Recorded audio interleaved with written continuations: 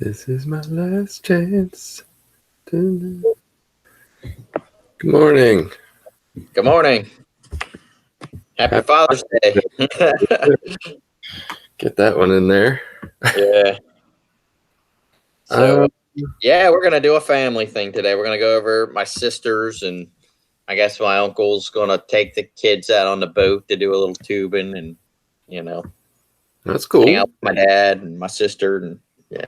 Well, so we got Father's Day. Then my dad's birthday was the 13th, and my sister's birthday was the 15th. So instead of trying to coordinate all those getting together, especially with the restaurants and shit being closed, we were like, why don't we just do like one big thing? And it's the neighborhood my sister lives in. They have like a like a boat. I'm going to call it a marina, not a marina, but like a boat launch place, like a dock with a pavilion and some stuff like that, a little beach there on the river. So we're just going to go down there. So it'll be outside, That's awesome. So, yeah, we're kind of doing a multi-celebration too. I mean, my daughter's finished 8th grade. My son finished 5th grade. My other son finished kindergarten. And then the baby turned 1 Friday. And so it was like, hey, we'll celebrate everybody. Yeah. And it's too hard to try to go out and do stuff still. So. Yeah, I'm with you. I don't know. I'm still weird about it all. Just a little. Yeah. Just a little. I mean, I don't know. I definitely think the numbers are showing that it's still a real thing and it's still like going to spread like wildfire. Yeah, right. Well, and it's weird. It's like I am not weird about it until I find myself in certain situations. And then I'm like, this feels a little awkward. Like this feels a little like dangerous or whatever, Right. Well, so my buddy went down there having in-person meetings down near Baltimore, and he went down there to an in-person meeting, got his key tag, and he like texted me about it. He's like, dude, it felt so nice. It was great to give some people some hugs and this, that, and the other. And I'm like, that's exactly why I'm not going. I'm not hugging people. I don't want to be all uptight on people, and they're just acting like it, coronavirus doesn't exist, and I'm not there. I got asked to go down there and share.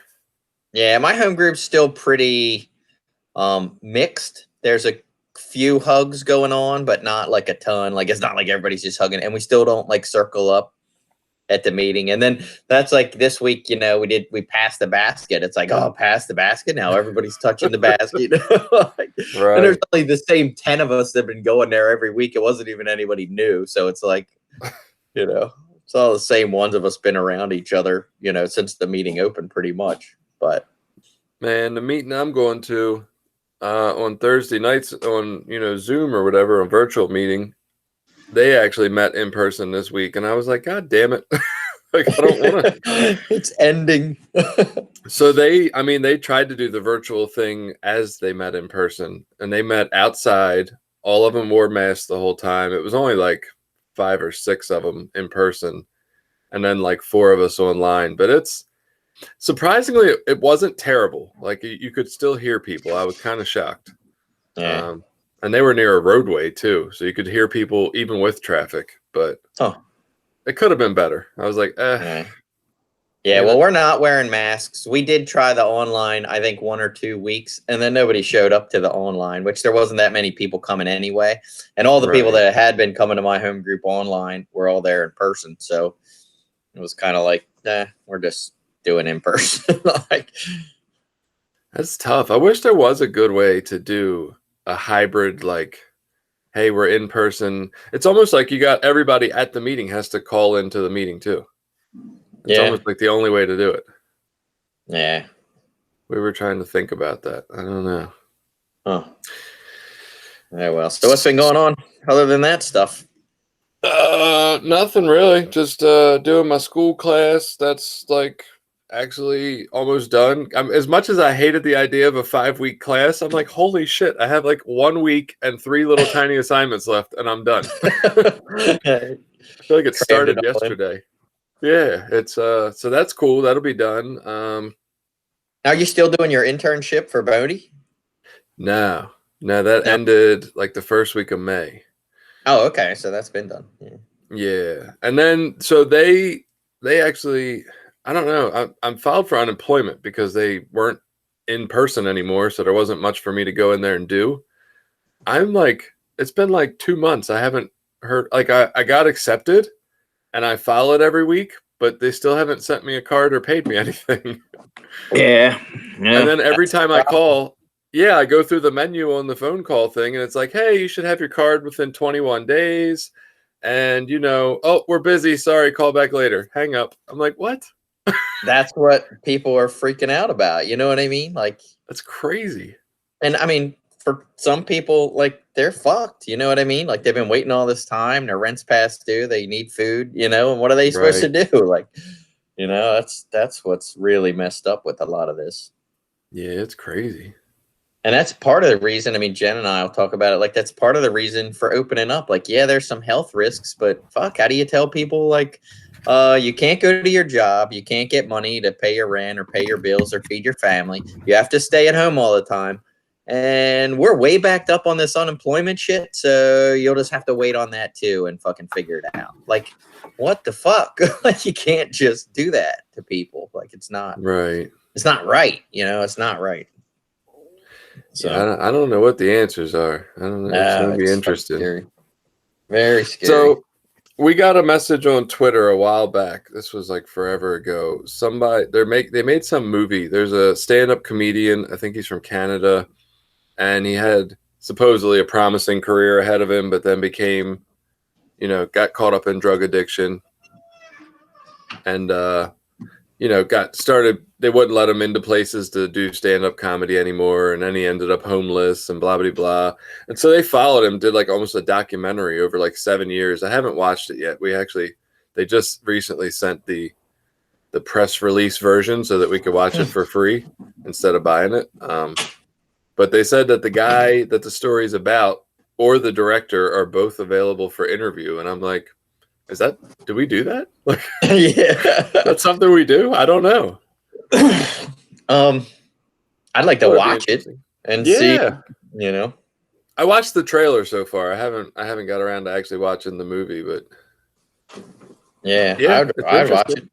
See if it's I mean, I think it would be almost hard to go wrong with a drug addict comedian. Yeah, right. Right. Like, yeah, let's have him on. Fuck it. That sounds great. Yeah. Oh, yeah, for sure. Why not? So that sounds interesting. Yeah, that could be it. So maybe we can get a chance to watch that this week. It's got like a link, and then you got to type in a password to watch it. So maybe we'll try to watch it and figure out what we want to do with that. Yeah. What else did we have? We had that message from Autumn, and I just want to, she had that. She said another topic too, and I can't remember what the hell it was now. And I didn't go back and look. Did we talk about sponsorship at one point, or we haven't? It felt like we did. I thought we did, and then I'm like, I don't know. Did we? I can't remember. I feel like if we did, we probably almost need to do it again. Yeah, we probably could. Yeah. Well, now I got this whole new thing. I mean, I'm going to sit down and talk to Matt at some point, but I think I'm going to try to work with him on the steps. That's awesome. Yeah. I mean, Jen and I talked about it a little bit. I called my previous sponsor, Yuichi, the Asian guy, lives out in California. So I called him.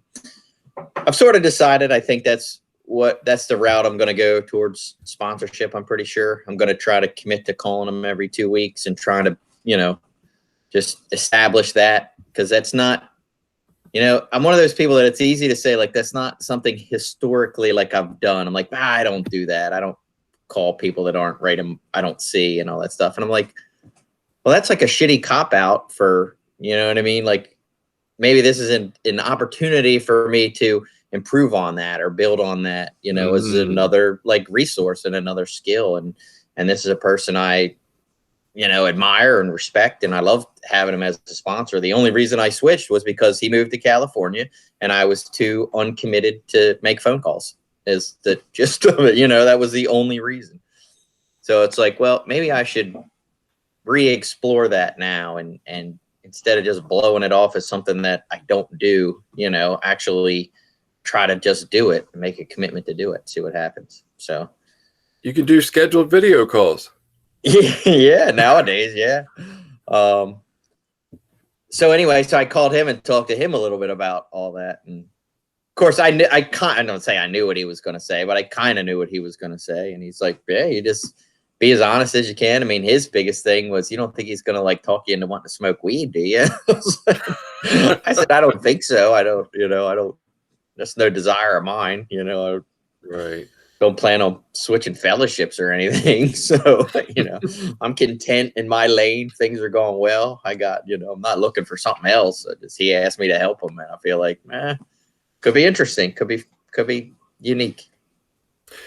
I was kind of leaning towards hoping you were going to attempt it, but I didn't want to influence it. Yeah. Well, and then the other thing, of course, the truth is, one, how many people have asked me to sponsor them over the years, and they call a few times, maybe do a step or two, and then you never hear from them again. You know what I mean? Like that's, I don't want to say likely, but that's been the higher probability than actually working with someone over years and getting them through multiple steps and Right. No, you're absolutely right. That's generally what happens more often.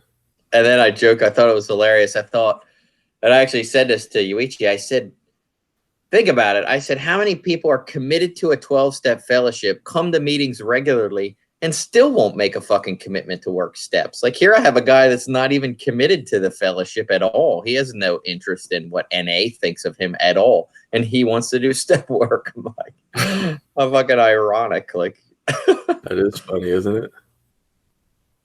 I wonder what the drive is there. Huh. Yeah, I don't know. I mean, and I don't know. I mean, I couldn't tell you whether he's a person that stays high all the time, like constantly smokes weed, or takes a THC pill in the morning and afternoon, or, you know what I mean? Like, I don't even know what his level is of what he's, how much or any of that stuff, which would be part of the conversation. And then just heading down the road of like being honest with him and saying, look, this is what I know from step work. This is what I did in my first step. We can talk about some of this. And if we have differences, try to work them out. I'm not going to alter my belief to try to suit you. You know what I mean? Like, if you want to change something, that's fine. But I'm going to give you what I know and my understanding of all this, and, how we move forward. I don't know. We'll see. Just trying to go into it really open-minded and not really put too much pressure on myself to be something I'm not. I mean, I'm not going to do that. Yeah, I think that's all it is. I mean, I'm curious, honestly. Just, I hate to call people an experiment, but everything is an experiment. Oh yeah, right? For sure. Trial and error. But just like, hey, what is somebody that's not completely clean by our definition? What can they get out of the steps? Can they also work for them? Like, I'd love to know that. Yeah, and Yuichi brought up the same thing. Like, he said, for himself, he does like some Buddhist practices and different stuff, and where you get into the sort of your body's your temple thing. And he brought it up, and I've heard this before he's like, in NA, we just kind of draw these arbitrary lines. I mean, smoking cigarettes is a mind-altering, mood-changing chemical. Coffee is a mind-altering, mood-changing chemical. Sugar, energy drinks, pornography. We sort of have decided that it's what it means in NA right now is recreational drugs. And then in AA, depending on, what area you're in, or sometimes it's just alcohol. Sometimes it's alcohol and other drugs. Sometimes, it's whatever. And it's like, not that the lines are totally arbitrary, but it seems like people are constantly putting a line where they think it should be, to decide what's okay and what's not okay to claim clean time. I mean, if you go to any sort of sex addiction fellowship, they will quickly tell you that the hardest part about being a sex addict is that you are your own drug dealer. You create your own drugs in your brain. You don't even need an outside substance. Like, you can do it all just by thinking. And so, yeah, I mean, that changes your mind and mood. And I mean, Snickers has a whole commercial about changing your mood by eating. Like, well, and that's what Yuichi brought up. Like, he sponsors a guy that's a sex addict, and he's like, I work with him, I sponsor him through stuff, and he's like, he asked me to help him. I thought I could help him, so we're doing it. Like, so. Yeah. So where are we at? Where are we at? I got one more thing to say about step 6 that will last less than 2 seconds, I promise. That I forgot last week. We got Autumn's message, just to, you know. Oh, and I just looked. I really liked that. That was really awesome. It was nice, wasn't it? I just looked though. I don't see a sponsorship topic, not by itself. I mean, I'm sure we've talked about it. Yeah. I can't believe we didn't talk about sponsorship. I though. know. I'm all up for talking about sponsorship. That's fine. What the hell's wrong with us? So we got those, and then who else? Oh, Selena messaged us, and so we had a little conversation. She was talking about if we're still running, she could give us some tips. But then she sent another message, and I haven't really gotten back to her yet. But she talked about possibly covering the topic of racism, and I don't know. I struggle with that one. So I've been thinking about that too. And if we did, I would like to have a black person on, like somebody in recovery that we know, and just to get their take. I mean, like say, we're fucking 2 middle-aged white guys. Like we are the, if you want to call it entitled elite, like that's fucking us right now, you know, as far as social standing. So it does feel almost, you know, shitty to have that conversation. I mean, I think we could do it tactfully, and I think we could do it in a way that hopefully wasn't offensive to anybody. But is it really going to be? And maybe it is. Maybe that's what a lot of white people need to hear, because, of course, I can go to my work, and I work with a bunch of white people that say all the historically, like, white rhetoric, you know, that you hear, like, constantly comes out of their mouth, you know, right? About, you know, those people wanting reparations and like all that stuff. And I just cringe because, you know, they don't feel like they're racist people. They don't believe that they're racist people. But the shit that comes out, I'm like, you have no compassion, or I don't know if it would be empathy, more sympathy for someone else that's been in a completely different life situation than you. But, you know, whatever. You can't. I don't want to say you can't talk to those people, but that's a different conversation than conversations about how black people would handle racisms in their community. You know, like it's a different version of that conversation. You know, we say in the fellowship that we tend to judge our insides by the outside appearance of others. And so something about that makes us feel less than. We say, everybody else seems happy and like they can handle this life stuff, and I'm really struggling with the way I feel. When the reality is other people who feel like they're struggling also feel that way. They just don't present it outwardly. Right. And so neither do we. People could look at us and say the same thing, but we don't realize that because we have our feelings. I think the people we're referring to, or you were just talking about, are doing the opposite. I think they're judging the world. They're judging everyone else in the world's experience by what they felt growing up, which was, oh, my life was hard and I pushed through and everyone else needs to suck it up and do that. Not understanding that they don't have a monopoly on how tough it was to grow up or to live in the world. It's almost like we're so self-centered, and I do this all the time. I just assume everyone else thinks like I do. And right. Oh, y'all must have all had the same experiences and the same hardships, and we kind of have to push our own stuff out of the way to understand that it's possible other people have it harder. Yeah. Oh, yeah, for sure. Well, and I mean, I've been lucky enough to happen upon some podcasts that I wasn't specifically looking for racial topics, but they ended up being a huge part of it. Like this one, and if you get time, it's fucking awesome. The podcast is called Martyr Made, MARTYR, however you spell Martyr Made.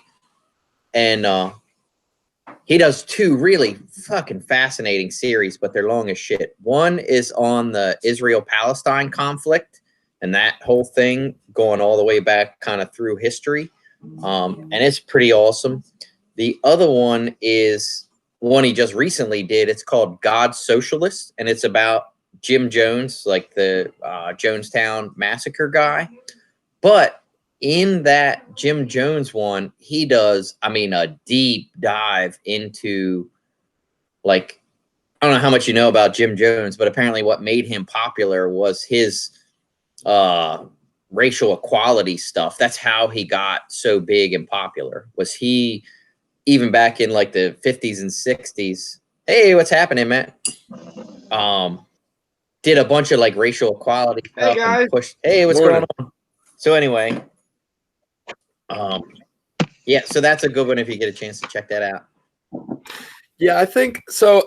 I'm like really torn about the whole thing. Like Selena mentioned it, and I'm like, part of me, I don't want to go anywhere that's anywhere near political or divisive because I'm well, partly because I don't want to argue, and the other part of it is like I don't want to alienate people that could possibly benefit from hearing about recovery. I don't want to alienate them from listening. I don't want them to say, "Oh, that's those fucking guys who do this thing that I don't like, and now I'm going to go over here and not listen to recovery topics." Yeah. So that's on one hand, but then on the other hand, I'm like, again, if people remain silent, we're not fucking helping. So Right. I don't know. Yeah. So Matt, we're just catching up. Him and I usually get together and chat for a little bit before the podcast on. Yeah, I remembered that. That's why I wanted to hop on here a few minutes early. I was just making a pot of coffee before I sat down. Can you guys hear me okay? Yeah. Okay. I saw you both with headphones. I wasn't sure if I needed some. I think we had some issue the first like one or two times we recorded, but we had an echo. And I don't know if it's because we didn't have headphones in or because we were also trying to record through a phone at the same time. I was confused. So we've just worn headphones every time since. Yeah, I've heard you guys talk about it a couple times on the podcast. I don't know if Billy had mentioned it. I told him I work for the Cecil League 2 days a week delivering papers. And I drive about 6.5, 7 hours a night. And at least 3 hours a night I listen to you guys talk. At least I listen to 2 episodes. You guys crack me up.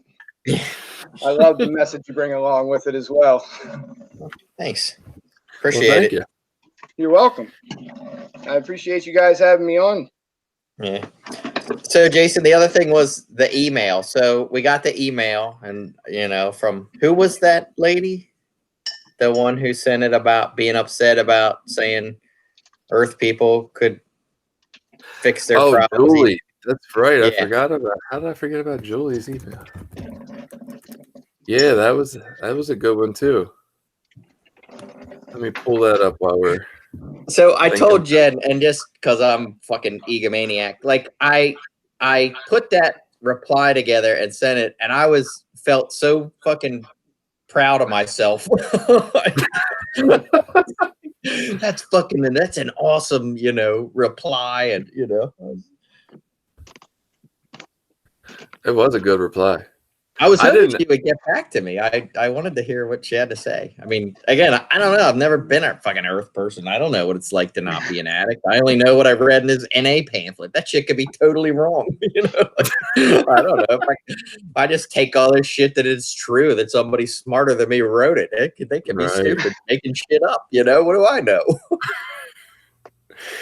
There's this guy on Twitter that just started doing a podcast, and I listen because I'm actually curious now because he talks about AA. He was in AA for like 35 years, and now he's left, and he's not bashing them, but he's definitely talking about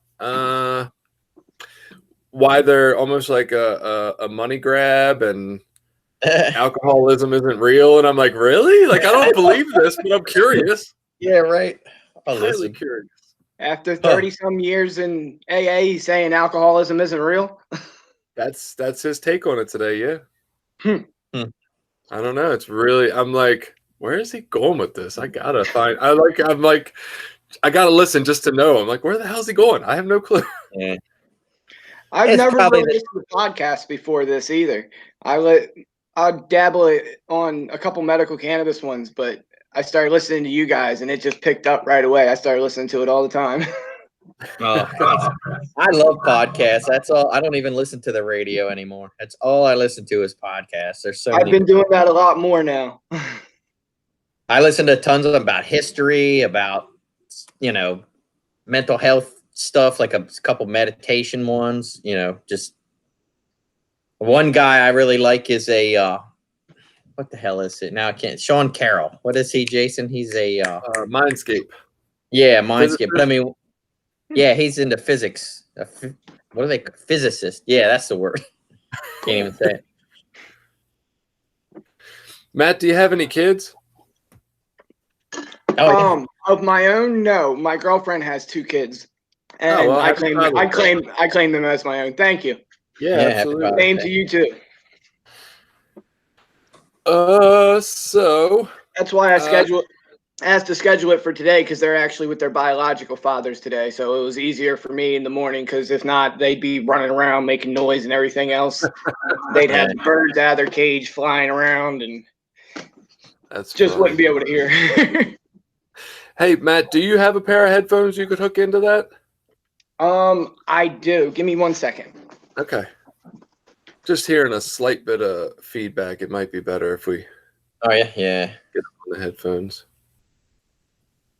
So do we want to try to run through these, emails and messages quickly just to not hold up the interview too much? Yeah, that sounds good. Kind of acknowledge them. And so Julie's was... I'll probably try to kind of do the same thing. Like I'll probably try to reserve a lot of my comments. You can ask questions and do stuff. I'll try to, just so we're not talking over each other or getting that weird, where we're cutting out. 3 people are trying to talk at the same time. Can you hear me? Say it again. Can you hear me? Not much. It's not very loud. What about now? It's a little better. The volume was all the way down. What do you think? How do you like that? I tell you what, go in the bottom right corner and hit the little 3 dots, and then hit the settings, and then make your microphone the internal microphone.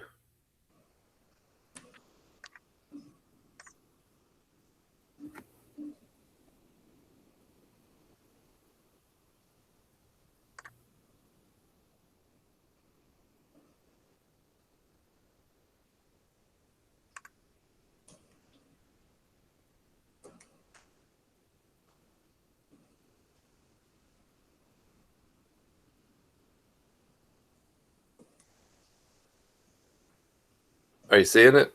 That would be under devices, right? Or sound. That sounds better.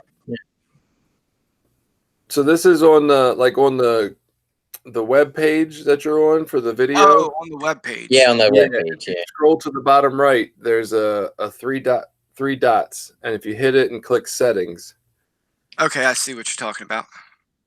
and then under settings, if you change the microphone to internal mic, then you should hear through the ears, but you'll talk into the computer or device.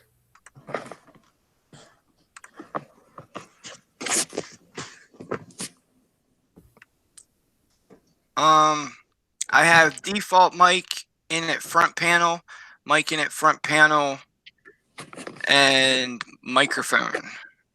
Try mic in at front panel. How about now? What do you think, Billy? Does that sound good to you? Yeah, I think so. I think that sounds better than the other one. Yeah, it sounds pretty good. Yeah. Okay. Yeah. Okay, so the important part of this, Matt, is that we don't talk over each other, because for some reason when it records, if me and Billy talk at the same time, it basically just hears nothing. Sure. So- Yeah, Billy told me a little bit about that. Yeah, so we try to do our best to just wait till the other person's done. It gets a little confusing at times, because we'll kind of sit here and stare at each other just to make sure. And then if you really feel like you have like an interjection or a point to make, we do a thing where we hold up a finger, and then the other person will quiet down to allow that in. Gotcha. We rarely do that, just because it's kind of a pain in the ass, honestly. Sure. So generally we'll start the episode. We run through 4 or 5 or 6 things that I got up here that, we try to be pretty quick with and run through it. Though, if you've listened, that we end up taking at least 10 or 15 minutes because we babble on about stuff. Sure, no problem. and then we'll get into asking some questions. Actually, the first thing we'll probably do is just ask you to go ahead and we'll introduce you and ask you to go ahead and talk about, a little bit about your recovery modality. Okay. All right. So everybody ready? Yep. Sure. Okay. All right. Welcome back to Recovery, Sort of. As always, I'm Jason. I'm a guy in recovery, sort of. I'm Billy. I'm a person in long-term recovery. And today we have with us Matt. I'm Matt. I'm a person in long-term recovery. Welcome, Matt. It's nice to have you here, bud. And we're going to talk to Matt a little bit about his recovery modality here in a moment. First, we're going to, catch up on some of our old things. We did an episode on step 6, and then we did a follow-up episode because the feedback about step 6 was so wonderful and so, interesting and positive. And then I still fucking forgot to say something, Billy.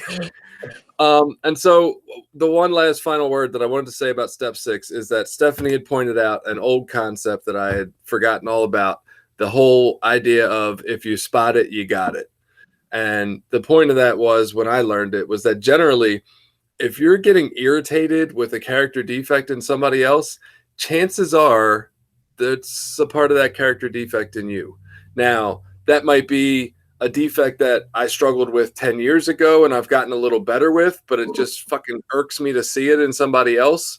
Or it might be something that I really genuinely feel, but don't act on much because for some reason I'm able to hide it. But generally, if I can recognize it in other people, it's because I'm familiar with the defect itself. Any thoughts about that, Billy? Yeah, I think that's pretty accurate. It's easy to spot things that you've had trouble with. And just in general, I think with the steps, it's a constant learning and constant application of these principles in our lives. Like there'll always be more and more and more things to talk about on every step. As I stay around recovery, talk to more people and get more experience, I learn they can go deeper and deeper into my life depending on how I want to apply them.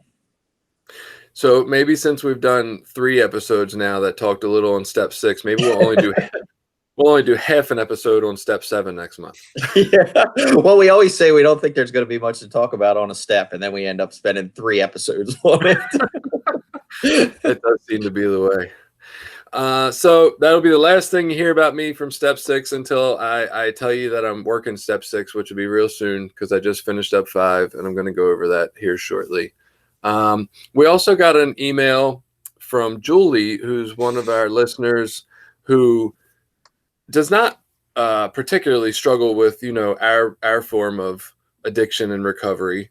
And she just kind of pointed out we took some liberties about how we spoke about Earthlings last episode, maybe saying that it was a little easier for them to change or why they might not need a 6th step because they might recognize their, ways of living that weren't working well for them in life, and they might just adjust accordingly as a matter of, their natural being. And she had some contradictory statements to that and said that generally it's hard as hell for Earthlings and normal people to change too, and they also need a process and might not be able to do it alone. And so that was a nice email. I was a good read, if you ask me. I enjoyed it. What did you get out of it, Bill? Yeah, I appreciated her taking the time to give that input.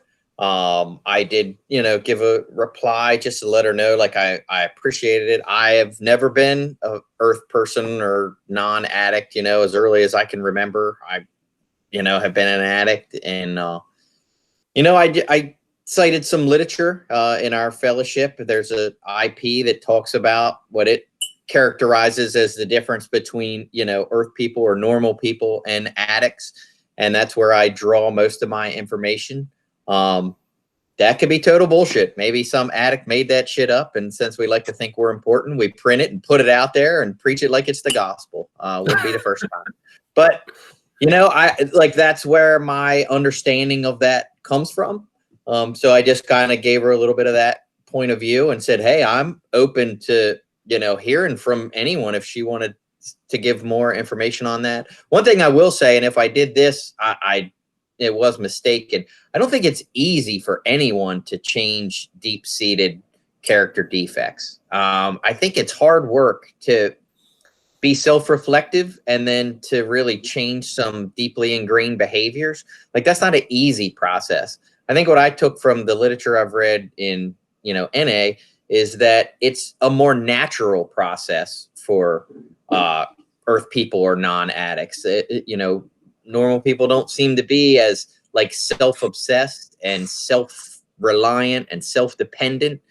So it's a little more natural for them to kind of look outside of themselves for answers to problems. Whereas addicts, since we're so self-absorbed and self-centered, like we think we got to fix everything with our own thinking and our own, we don't trust other people. We don't trust input from other sources. And so that's where the step work becomes important, because that gives us that process for reaching outside of ourselves. Interesting. I don't want to go too far off of out of our structure of this episode, because Matt's patiently waiting for us to talk about it. But I do think that, like, so I think people are struggling because we have all these distractions today. We have these smartphones. I know me. Let me talk about me. Even if I was not an addict, I have a smartphone in my hand constantly, and it's so natural. Even when I have like a 8-second delay in my life to pull it out and check a notification or look at something, and so I'm not living consciously unless I'm trying. And I just think a lot of our world does not live very consciously, does not live very in tune with the moment. And so what happens is we don't gain the ability to equate what we're doing with the outcome. Like, when we're not living in the present, we're not seeing that what we're doing is causing these outcomes. And therefore we lose our ability to change or adjust. We just think, oh, I just do these things. Oh, darn, life's hating on me again. And there's no connection between, damn, maybe I could do something different and get something different. Yeah. Maybe, and like I say, maybe that says something about our society. We're living in a society that exploits that addictive tendencies in all of us right now. So you're seeing that, birth of that addictive thinking is spreading out to sort of gobble up more and more people. Maybe 25 years ago, they didn't struggle with that. Maybe when that IP was written. Nah, they just beat their kids then and drank more. Selena sent us a nice message as well. She sent us an email. She was talking about, so she's a runner and she usually listens to us while she runs, but she's had to listen to a metronome lately while she's running to keep her pacing. And so she's fallen a couple episodes behind, but she was talking about the shopping cart episode and how she always returns the shopping cart. And I was, applauding her in my room for being a shopping cart returner. Matt's telling us that he's a shopping cart returner too. I'm like, hell yeah, return them carts. And now every time I do it, I think of the podcast of that episode. Yep. And I had another incident the other day. Like, I came out and it seemed like I parked the farthest possible spot away from the shopping cart returner. And I did the thing where I turn, I'm like, fuck, I could just push this thing up over the curb and get out of here. And I couldn't do it. I had to go take it all the way back. And I was cussing at you, Jason, the whole time. That's great. But I also returned it. What was that? I said, but I returned it. So. Oh man, excellent. See, you are now a shopping cart returner. We're converting people. We also had a nice message from Autumn, who found us on Facebook. She sought us out and she just said she wanted us to know how grateful she was for the podcast. She was really struggling a week ago and stumbled upon the podcast. And for that day, we saved her from herself. She says at 5 years clean, she still struggles with anxiety and now all the COVID stuff. She appreciates our information, our personal experience, and humor. And she thanked us. And man, I can't tell you, like, we go through this every time we get one of these, Billy. I'll shoot it over to you, and I'm just like, I'm really at a fucking loss for words, man, because we come on here, we enjoy ourselves, we enjoy talking to each other. Like, this is a fun time for us. I feel like it's truly been, I don't want to say a renaissance for my recovery, but definitely improved my recovery and my daily thinking about my life and trying to be open-minded. And for anybody else to get something out of this is mind-blowing to me at some points. And at other points, like, just, I don't know. Again, lost for words. Yeah, me too. And it's funny because, initially, like most things you start, it's like we got some support from some friends and people that we knew. And then some of them were commenting, which was still, it's like, wow, that's amazing. We got people that are listening to this. They know us. They took some time to reply. They took some time to say they appreciate it. Like, that's so great. And then now we're starting to hear that from people that we don't really know, that are kind of more strangers. And that's even more humbling, because you always feel like, or at least I, again, speak for myself, I, as an addict, always think, nobody really cares about what I have to say. And my family or friends or people that know me, they'll say nice things just because that's like socially acceptable, or that's what you're supposed to do. And I always, in my own head, this is just me in my own head, want to be like, they don't really mean it. They're just being nice. You know what I mean? Like, I'm not really deserving of this. This is just someone trying to be polite. And, then to get this from someone who has no, history with me at all, or history with you at all, to take some time and make a nice comment. It's like, wow, maybe, just maybe it's not all bullshit in my own head. Like, maybe we are actually helping somebody. Like, it's awesome. It is truly awesome. And another cool thing about it was that Autumn was able to point out the very obvious, that we missed the topic of sponsorship somehow, and that we need to do that at some point. Yeah. It's like, if you ever said, hey, let's do a podcast about recovery with a general focus on possibly a 12-step modality, sponsorship would probably be one of your top 5 topics. Yeah. And we blew that one. So we were saving it for later. That's what it was. Yeah. I had every intention of pulling that out at some point in time next year. So I definitely, as always, we really appreciate any feedback or comments or anything you have. We love it. We love to hear from you and interact with you. But I think that's all we have to catch up with. We are going to move into our conversation with Matt today on a completely different recovery modality. And so to start that off, Matt, I would like what is your recovery modality called? Well, I hold a meeting called All Paths Recovery through Voices of Hope. I've been in recovery since 2012. I've battled with addiction all my life, all the way back to being a child, with little things like candy and soda to cigarettes to alcohol and so on and so on. And it only got worse each time I went out. All Paths Recovery is a place for anyone in recovery. We're open to the idea that not one recovery mode works for every single person. We encourage a path of progression no matter where you are in your recovery. If you need to use a form of maintenance-assisted treatment, we welcome you. Methadone, Suboxone, Vivitrol, medical cannabis, all these have worked for people trying to extend their time between their most recent use of whatever drug of choice or behaviors that led them into their unmanageability of life and to where they are today. If used correctly, these people can progress their lives too. And everyone deserves a safe place where they can feel comfortable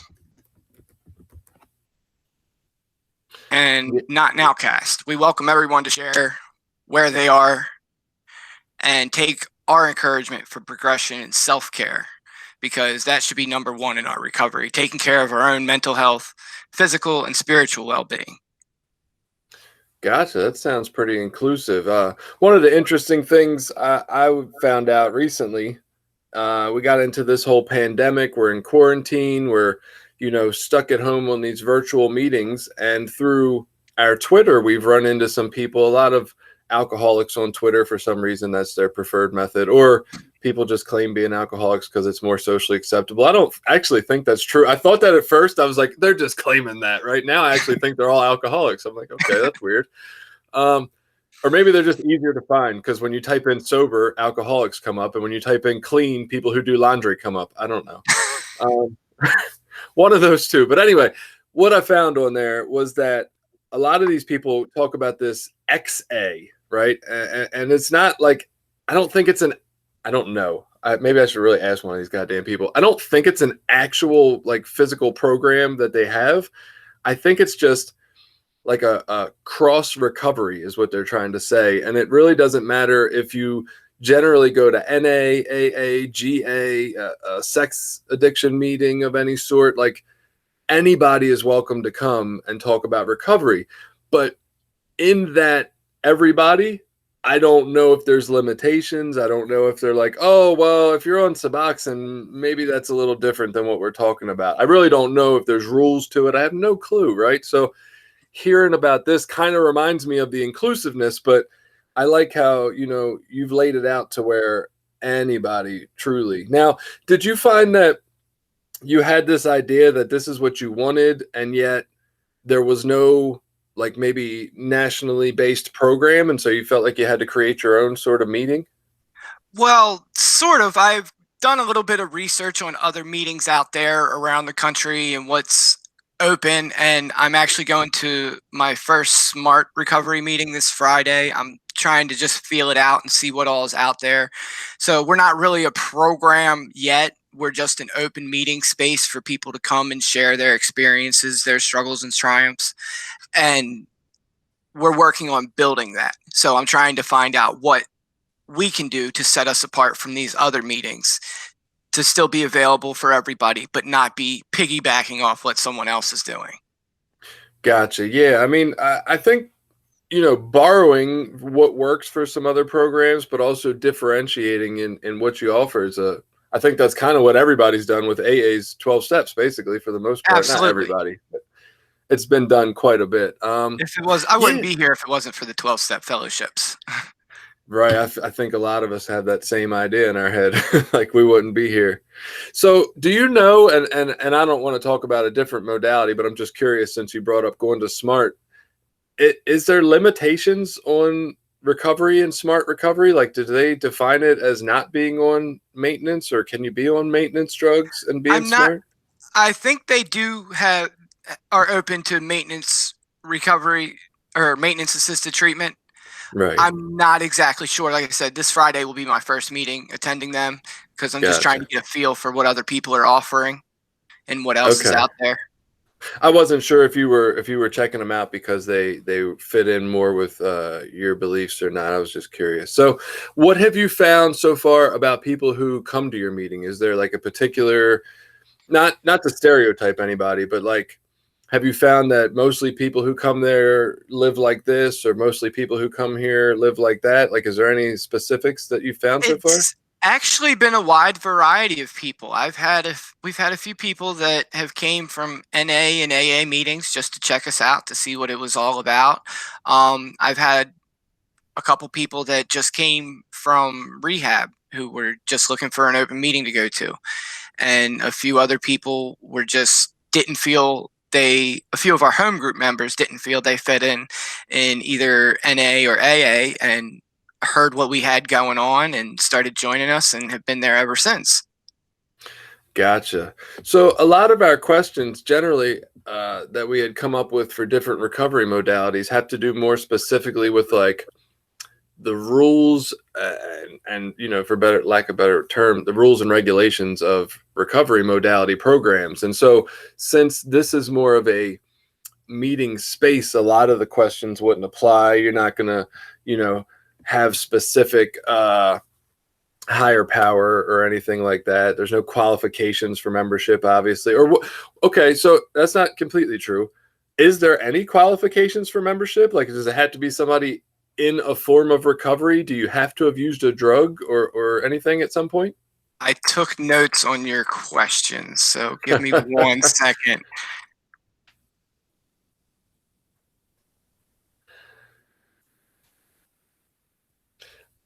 I'm definitely curious about this answer. I want to know if like I can send my mom to this meeting. I want to say she's got shopping problems.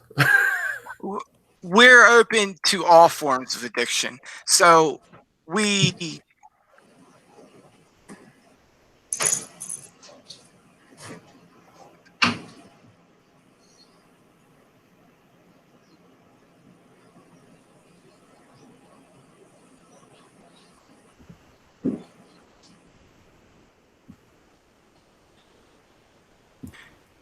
Our recovery process is a state we aim for progress. No matter where you are on your journey, as long as you desire for progress from whatever substance or behavior that has brought you to the depths of your misery, we offer support and resources for people on a personal basis if they're interested outside of the meeting, before or after. We share our triumphs and struggles and hold each other accountable. We reach out to each other throughout. If they fall off and kind of we don't hear from them in a while, we reach out to them, ask them what they're doing, ask them if they're doing okay. We're still a small group, so this may change over time, but we welcome anybody and acknowledge that all forms of addiction are real, and if they need help with something, we'll help direct them in the path to the resources they need. Okay, so that's cool. I'm just curious, what if it was somebody who didn't think they had an addiction? They just wanted a peer group to find some support in. How would you feel about that? Do you think that fits in, or do you think they might? I wouldn't be opposed to it. I'd like to see where they stand. If they want to share where they're at in life, sure. If us sharing can help them come to acknowledge that they may have an addiction issue, by all means, please sit in. It's so interesting when it's a new small, program / fellowship that you're almost, you're really not almost, you're creating this to look like what you want. And I always forget this thing. Like, I always have this idea, kind of like with our podcast. I'm like, oh, well, we got to know exactly what the fuck it is from episode 1, and we got to do it right from then on, right? And the fact is, like, really, over the time we've been doing this, we're discovering what the hell this is and letting it turn into that. And so, you might start with the idea, oh, well, this is about addiction. And then you might find, Katie, who's a school teacher and never done a drug or a behavior addictively, just really wants a place to come hang out and talk for an hour each week and feel like she can vent her problems. And you might find, you know what, like, this fits great with our program. She's perfect. So maybe we don't need to just be about addiction.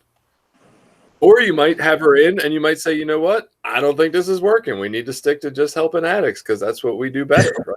Like, you can feel that out as you go. Yeah. So it's all been trial and error. It's kind of like the growing pains, and yet at the same time, the joy of doing something like this. You get to experience all of it.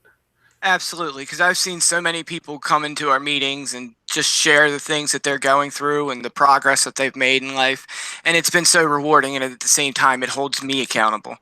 Like, I may not want to get up and go to a meeting, but hey, I started this meeting. I need to be there to hold it for people. Look, I felt accountable at some home groups, but damn, starting a meeting, yeah, you really got to show up. Exactly. So, I'm assuming you guys just follow the general disease model of addiction. Is that what your belief in addiction is? Is that it's a disease? Yes, addiction is a disease. I believe that wholeheartedly. I say addiction is a compulsive need for any substance that diminishes our thought perception and our health, a search for instant gratification that we must address within ourselves when it arises. We acknowledge that drugs are not the only things people struggle with in addiction. And like I said, if they need help with something, we do our best to provide the resources they need and point them in the right direction. Man, you did your homework. I'm not sending these questions out to anybody else anymore. I want to hear their off-the-cuff responses. No, that's a really good answer to what addiction is. There's so much to tie into there. So I guess I'm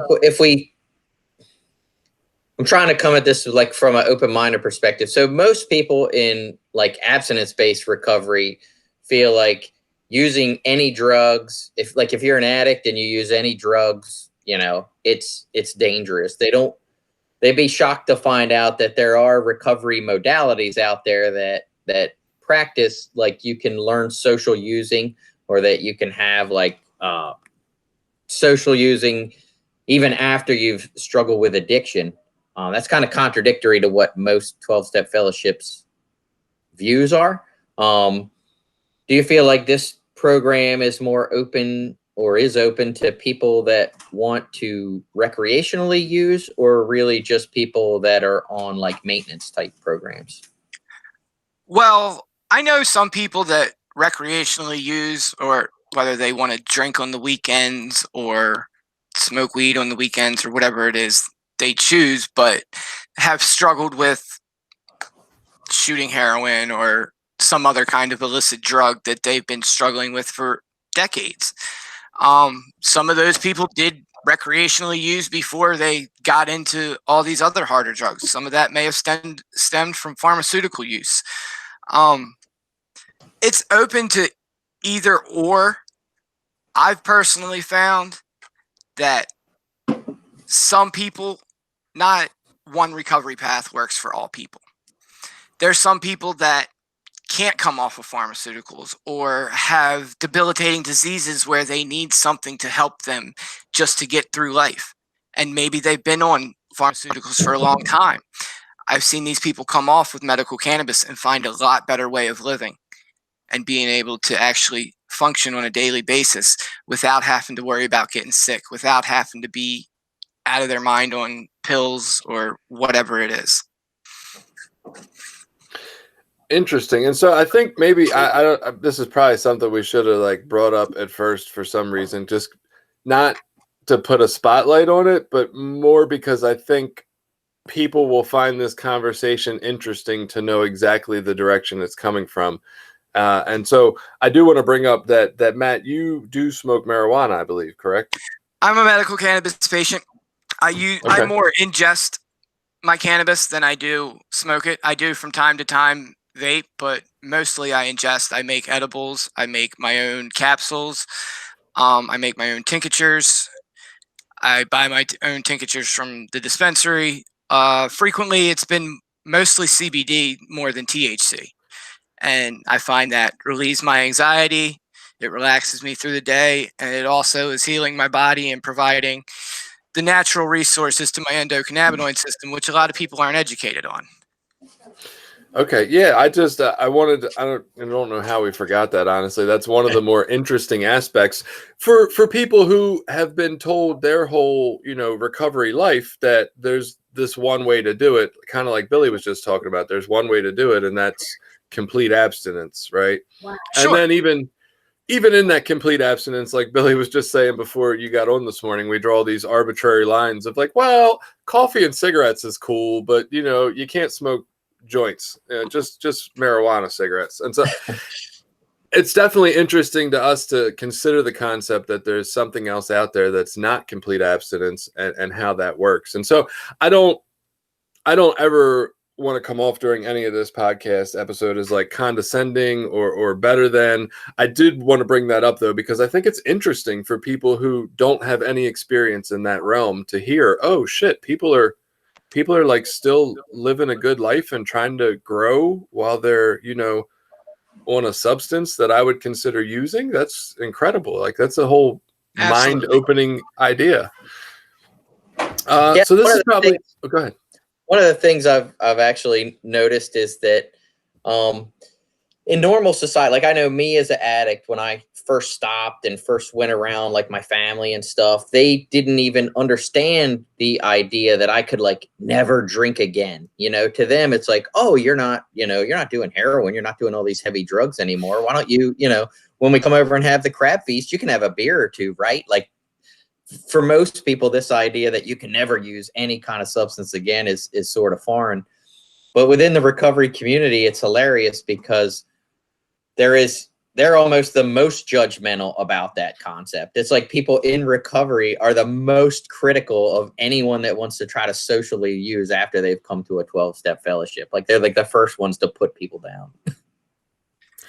Well, in the defense of the recovery community, I will say that I know from my own personal experience that portions of trying that at different points in time in my life did not work for me. Does that mean that they couldn't work for me now? I have no idea. I don't hope to try anytime soon because what I am doing is working. But I do know that at the points in time when I tried to use, certain substances and not others, and I've heard a lot of people share this, it didn't work for us, right? And so I think it's easy to generalize that, oh, look, and I just said this to Billy, 20 minutes ago. I'm self-centered. I think that everybody else's life is just like mine. They feel like I do, and their experiences are going to turn out just like mine. And what I'm finding more and more is that's not fucking true. And so I can't generalize that everybody is going to struggle with a couple of beers on the weekend or with a marijuana usage or with anything. Like, I don't know that. It just didn't work for me at the time I tried it. So before we get any deeper into questions, let's go ahead and take our break for the voices ad, and then we'll come right back.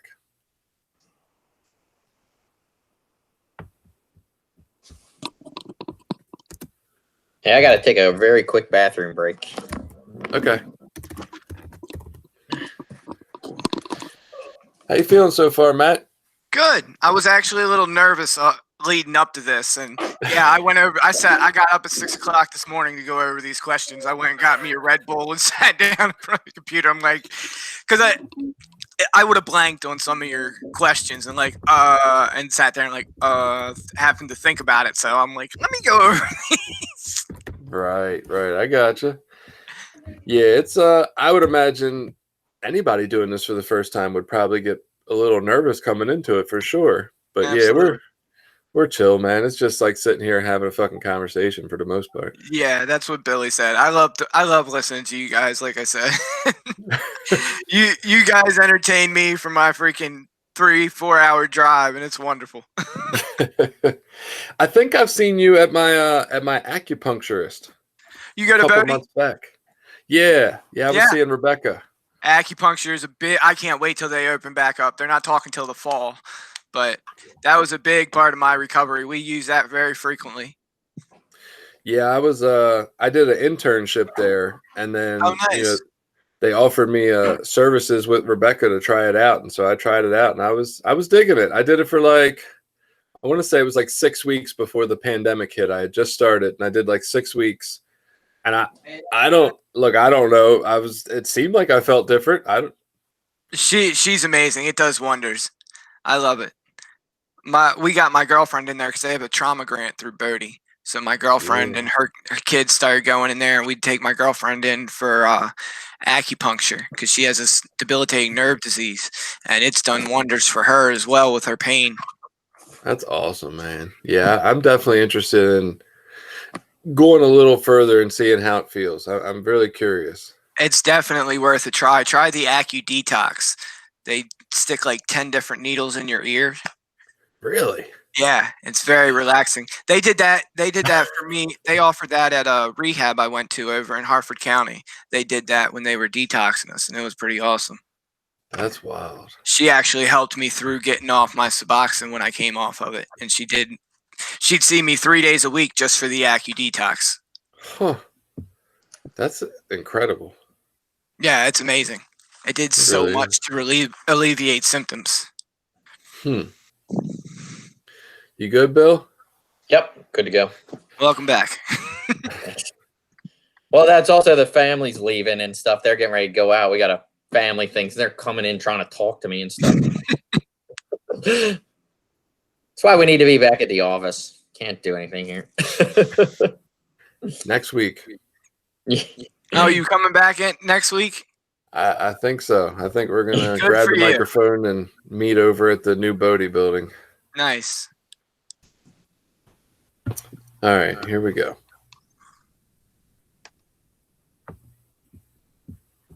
All right, we're back. And so as we come back into this conversation, Matt, one of the things I wanted to ask is, so you have the meeting, you're sitting around with these group of individuals that you see generally each week. You guys are talking about whatever's going on during the meeting.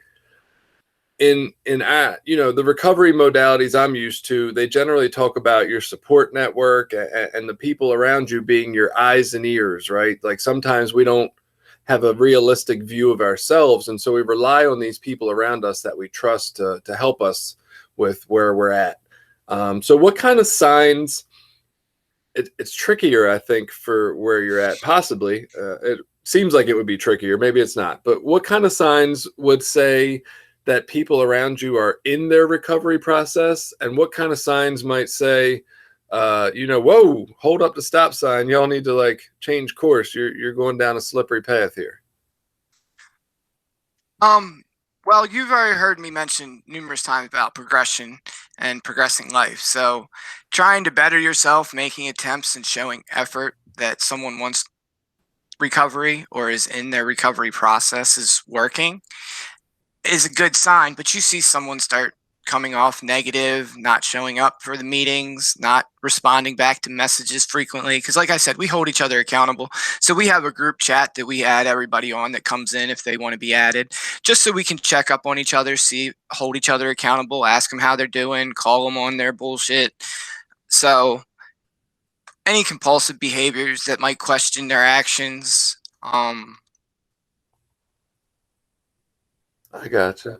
Anything showing them they're not working on the right path, not working on themselves, kind of backsliding as you would, we try to call them on it. Ask them if they need any help. Ask them if we can talk to them. Anything that we can provide to encourage somebody. If we see them coming off like they're backsliding or not working on themselves, we'll try to catch it.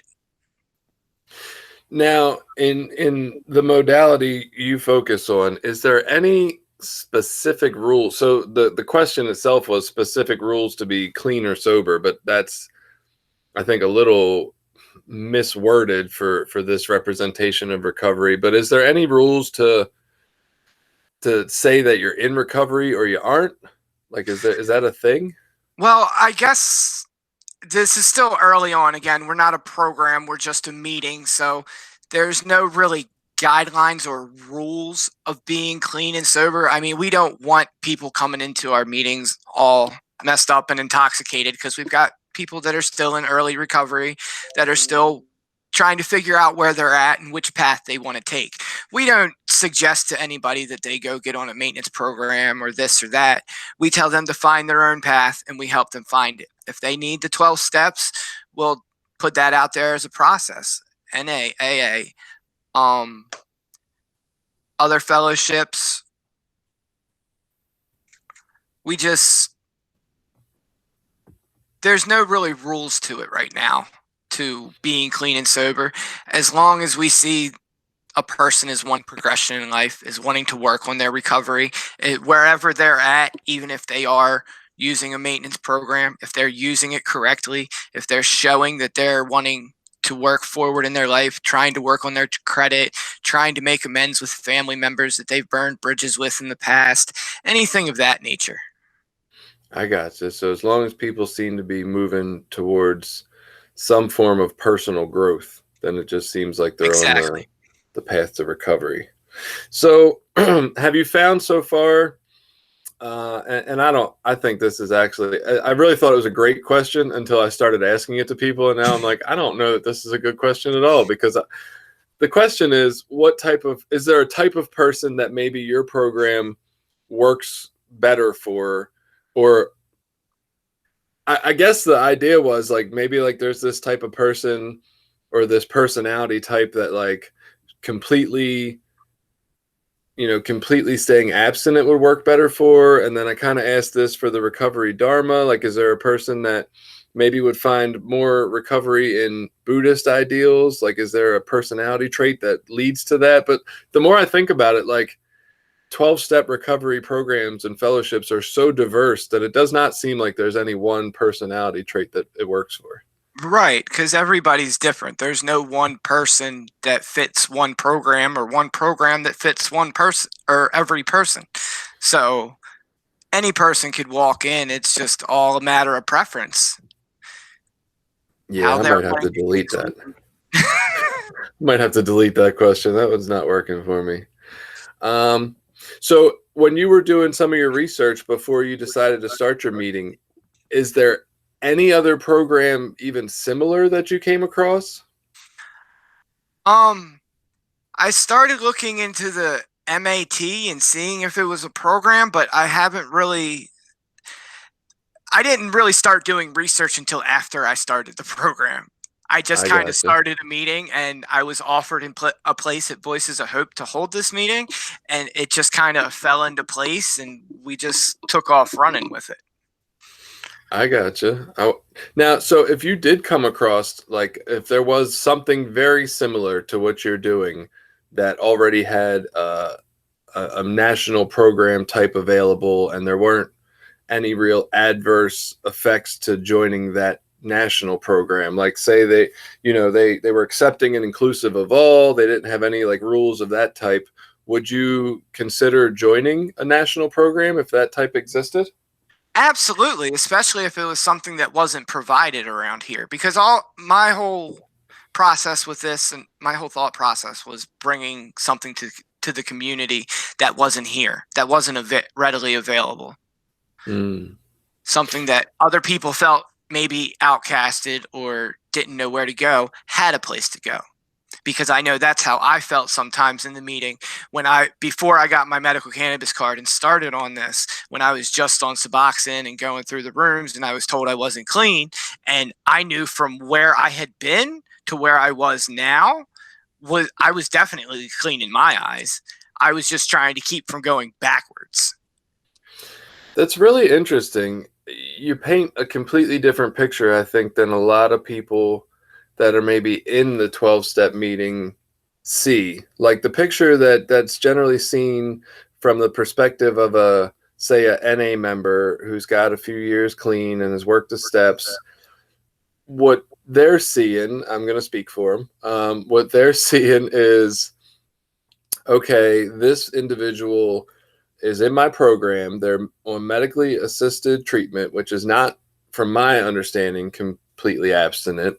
And now they're mad that I'm telling them they're not following the rules of my program to be clean. Like, why don't they just go somewhere else? And so I think the whole thing is, from the way you described it, that people are so excited to be free from years of maybe heroin usage and struggling with these illicit drugs that are really rough on the body and dangerous, and you don't know what you're getting all the time. And now we're on a dosage of something that keeps us completely away from that. We do know what it is. It's prescribed by a doctor. It's made in a real certified factory somewhere. And I can feel safe about it, and I can generally function in my life. And I'm so thrilled to have that freedom that it hurts my feelings for you to say I'm not clean, because Exactly. This feels so much different.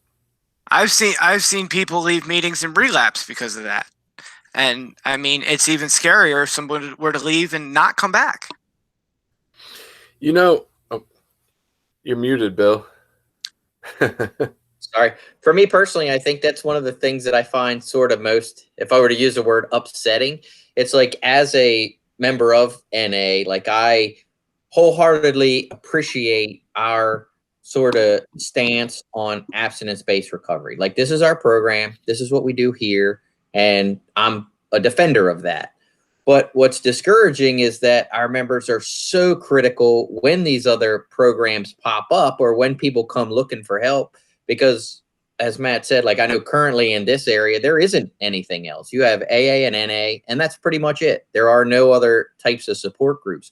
So you'd think that we would be, or want to be, more encouraging of some of these programs. Something like, the MAT program, fellowships, or any of that. But what we found is there's a large percentage of people that want to sort of poo-poo it and be angry about it and be like, it's not real recovery if they're not abstinent.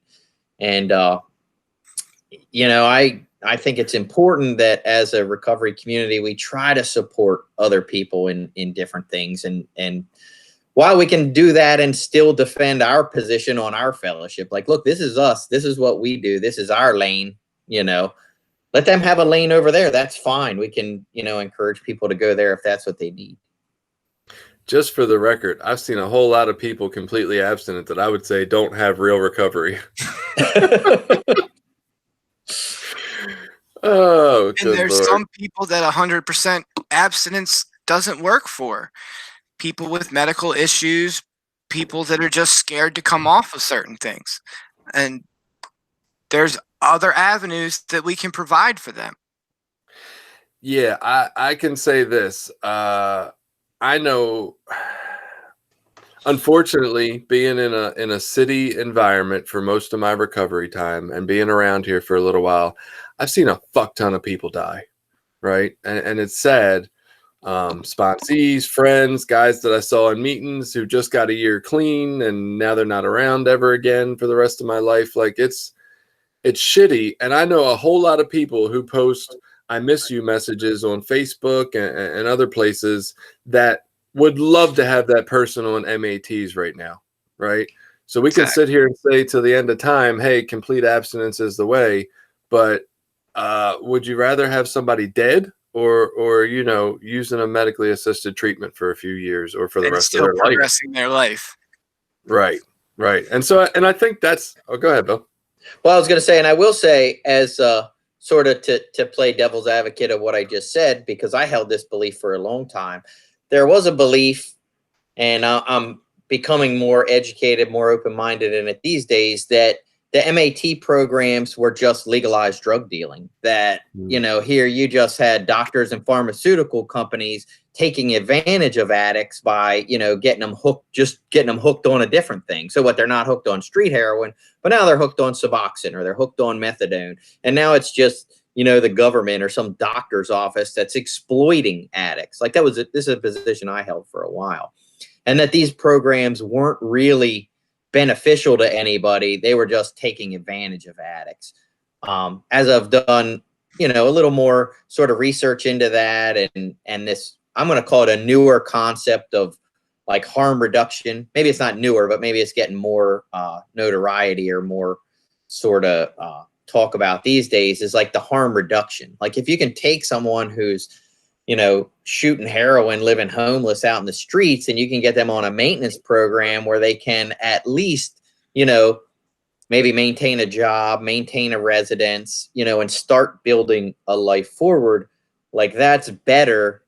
Even if they are on a legal drug from a legal drug dealer, like that's better than letting them live out in the streets and shoot heroin and potentially overdose all the time. Like that's an idea that took me a while to sort of open my thinking to. It was much easier to minimalize it down to legalized drug dealing than to look at the nuances of how like stepping in the right direction is still progression. I 1 billion%, I make up these percentages all the time, but I definitely agree with what you're saying, man. Like I felt the same way. I was like, oh, and this was before the Suboxone phase really hit. It was more the methadone, and it was like, oh, that's just continued using. But the fact is, if you can get that steady dose every day of what it is that you need to survive, right? That is way safer. So you're not going to OD on it generally, right? It gives you the ability to show up for your children every day, gives you the ability to go to work and support your family. Why are we all going to criticize this form, right? When it's bettered your life. Like the alternative is you're out there like stealing crab meat from Giant or ibuprofen from Rite Aid, right? To get another hit. Like you're never around taking care of your children. You're not bringing home money to pay the rent. Your family's on government assistance now. So the same people that bitch about you wasting my tax dollars are the same people that bitch about why the fuck are you on Suboxone or methadone? And it's like, well, motherfucker, you can't have it both ways. Which one do you want, right? Do you want these people to pay their goddamn bills so you don't have to, or what? Like, it's just so frustrating to have that. But I'm with you. Look, I'm one of those people who had to learn more information and, through that new information, change my mind. And you made another point, Billy, and I think this is where we talk about how important it is what Matt's doing, because we talk about, okay, these people come into NA and they're excited to be in a new version of their life where they feel so free, right? And NA people say, well, you're not fucking clean. You don't belong here specifically. You're not following our program, right? You can't really share here. And I'm not saying that's wrong, right? The Narcotics Anonymous program has a version of itself that works for complete abstinence, and we do have our guidelines in there. And so I'm not saying what they're saying is wrong, but those two worlds don't mix well, right? And these people who might be on medically assisted treatment are like, well, where the fuck else am I supposed to go to get the help I need? Because I do want to come here and continue to grow. And so having this alternative, having somebody like Matt open this meeting and have their own lane, which is where they need to be, like, we should be supporting the shit out of this. This is hugely important. This is where people need to go. And we say, oh, well, medically assisted treatment always leads back to using again. Well, maybe that's because they don't have anywhere to fucking go talk about their problems. Like, Exactly. maybe that's why it's going back to that. So, sorry, let me get off my soapbox for a minute. That's all right. I couldn't have said it better, Jason. Thank you. No, I love it. I love that it's going on. Maybe, medically assisted treatment anonymous or something. I know that's maybe a little limiting, but call it MATA. These people matter. I like the sound of that. So is there any kind of, I guess it's not really a program, so there wouldn't be an end or a graduation to it. It's just about continued growth, as you've said. Yes, correct. And this is more specific just for you, not really for everybody that comes to the meeting, but what kind of new passions have you found in your life, and what's replaced your time and attention that used to be to, finding ways and means to get more? Maybe obviously you've had a different path to recovery. So a lot of people, I would say, some people, they use, then they go to their treatment center, their 28-day detox, whatever, they get clean, they come out. This is the recovery modality I've been sold, right? They come out, they're clean, and then life is different from there. And so you're saying you used, and then you got Suboxone? Well, I went into rehab, sober homes, back and forth. I did the 12 steps for almost a year when I first went into a sober home. And so I was back and forth. Prison time, I did 4 years of prison, and I wanted to come home and give back to my community. So that's what led me to where I am today. My time's actually filled now so much I don't even have time to think about using. Between raising a family, work, I've been taking classes recently to be a certified peer recovery coach through Voices of Hope. And majority of my time, I'm a medical cannabis advocate. I help patients register through the state. I scheduled them for a doctor that I helped open here in Perryville, who is actually a Suboxone doctor, and was tired of losing patients. So she's working on helping patients get off of Suboxone with medical cannabis. And I'm a peer through her office with that, as well as scheduling for her. And I consult with patients who need help with their meds, whether it's how to make it, what meds would be good for their particular ailments, and just educating myself and my community and giving back in any way possible. I have a little bit of a question more on the medical cannabis aspect, which I think you're pretty educated on this stuff. So what's like the difference? So I know for myself, like the CBD oil seems to have a lot of benefits people talk about with different things, and it's non-psychoactive.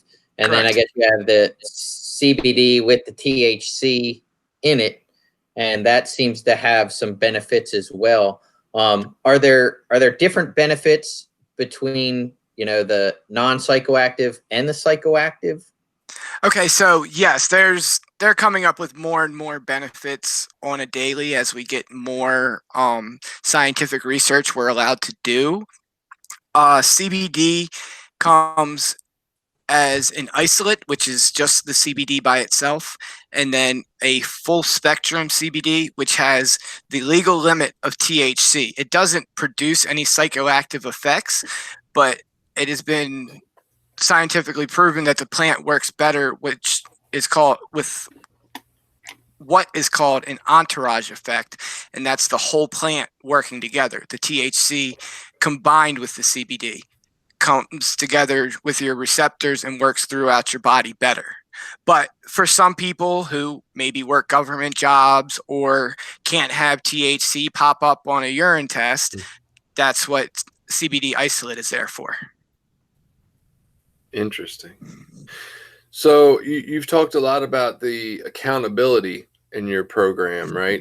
Or not in the I keep calling it a program. It's so hard to get away from the language that I'm used to.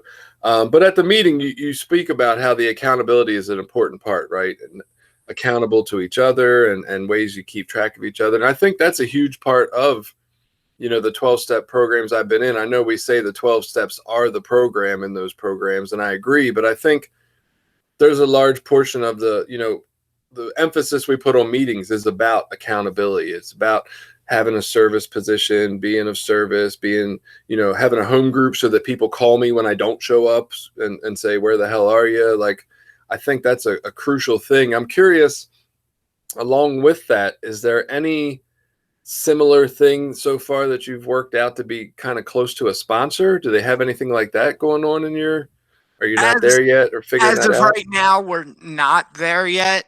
Like I said, we hold each other accountable. It's a very small group, so we add each other on Messenger. If there's new females, we'll have the females who have been in the group for a while get their number. Same way the other fellowships would do it. We try to keep men with men and women with women to try to not cause any friction between people, and the people who need to help each other can help each other and provide resources, and we can all work together to hold each other accountable. So that's interesting. I was actually going to skip this question, but since you decided that the men stick with the men and the women with the women, is there any kind of like general suggestion about relationships early in recovery? Do people suggest not to do that, or? Well, again, we kind of go with how the other 12 steps do it. And if you're not in a relationship and you're just getting clean, you should probably stay that way. Focus on yourself, because that's where most of the healing is when you're starting off in recovery. You've got a lot of inner self-work, a lot of self-work to do all around. You don't need somebody else distracting that, or you trying to get that happiness or instant gratification from someone else you're just meeting. Focus on yourself. If you're not already in a long-term relationship with somebody who is conducive to your recovery, we try to encourage you just stay that way for a while. It's interesting. I do know some people that aren't a big fan of the stay out of a relationship for a year suggestion, just because it really doesn't exist in our literature, and it was kind of, somebody sort of made it up along the way. I see Billy smiling. I think he's one of the ones who doesn't like it.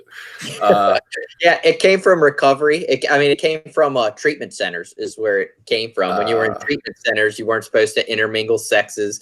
You weren't supposed to get involved with each other. And of course, I met my wife. I had 3 or 4 months clean. Let's say I met her a long time ago, but we got in a relationship.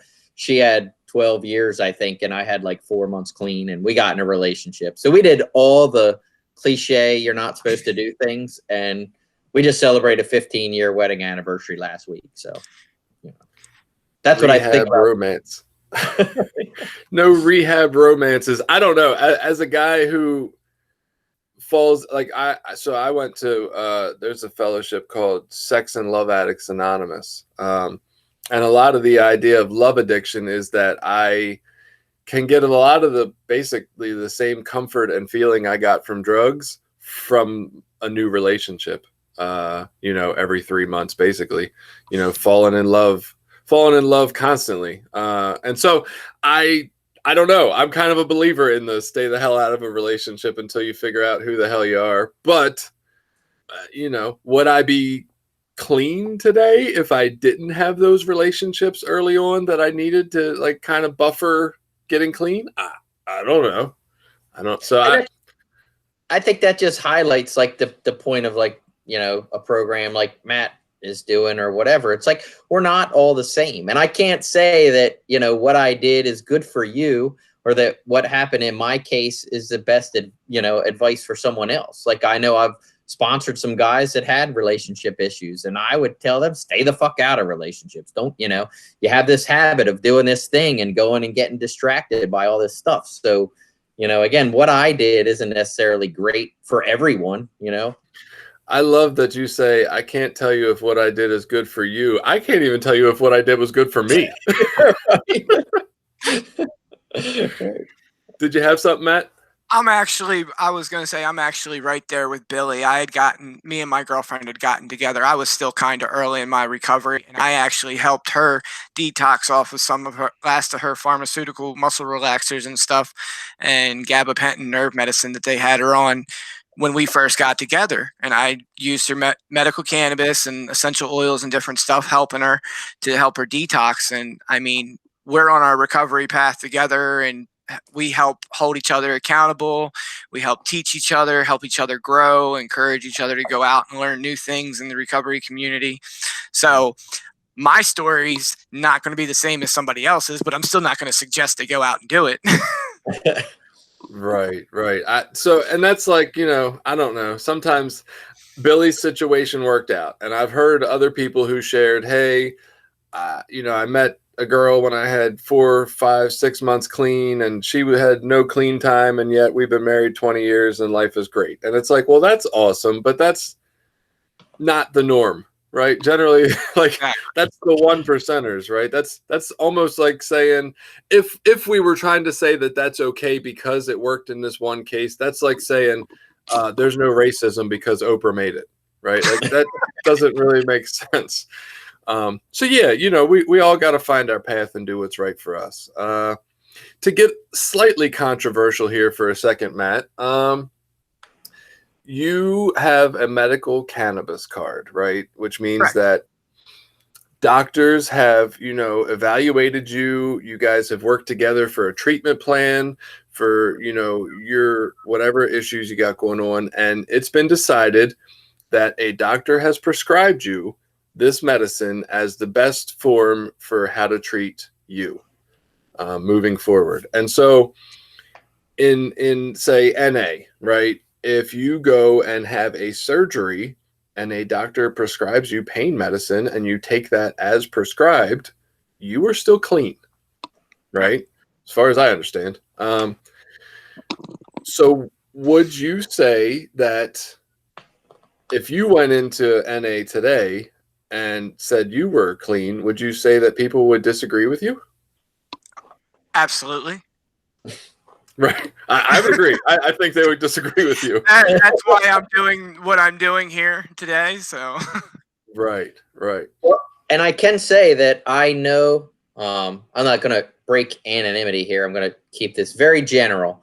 But I specifically know of at least 2 different people that are on regular Suboxone maintenance that are heavily involved in Narcotics Anonymous, not in our specific area, but in an area very close to here. And they seem to be accepted and okay in that community. It's open what they're doing. They have service commitments on H&I. I mean, yeah, that's, and that, I mean, it's controversial to me. I don't, but I know that does happen in Narcotics Anonymous. I don't necessarily think that it's the norm, but I can say I know 2 specific examples where that is what's happening, that these are people that are openly on a medicated assistant program and yet are still seem to be accepted in those NA communities. So I guess what we do here, what might be common, isn't always everywhere. Here, I thought we were going to talk about sponsorship next week. Fuck that. We're talking about this. I'm dying to know more about this. Yeah, I don't know. No, so I would agree. I would say if Matt walked into a meeting today and, shared, hey, I've got some clean time, got my medical cannabis card and I use it as prescribed, people would be like, you're not fucking clean. Yeah. Right. Yeah. And so that's interesting. Why? Why is it that we would, as a fellowship in general, not everybody, of course, but why is it that we would say this person using doctor prescribed medication is not clean and this person using doctor prescribed medication is? Is there any, is there a differentiation? I mean, I can tell you at least my view or my limited understanding of it. And I don't know that this speaks specifically to Matt's case. This would speak more to the MAT, Suboxone, methadone. But in Narcotics Anonymous, it's viewed that you don't treat drugs for an addiction problem. You don't use drugs to treat an addiction problem. Now you can use drugs, medical drugs for other things, but not specifically for addiction. So that historically has been why, Narcotics Anonymous hasn't accepted people that are on maintenance programs.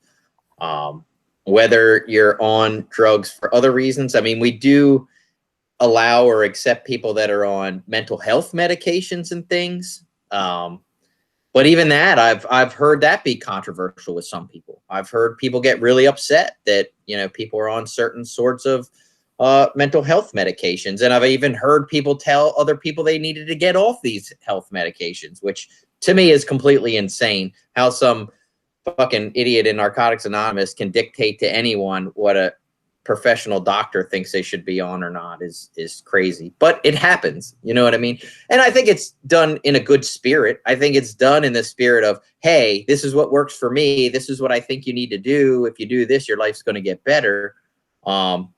We just need to sometimes take ourselves down off our high horses and realize that, again, we're not all the same. Addiction isn't just a one size fits all thing that fits the same for everybody. I love my high horse, by the way. But did you have something, Matt, that you wanted to add? I forgot what I was going to say. Oh, okay. I do that all the time. It's just, yeah. So that's really interesting. I agree with Billy. I think go ahead.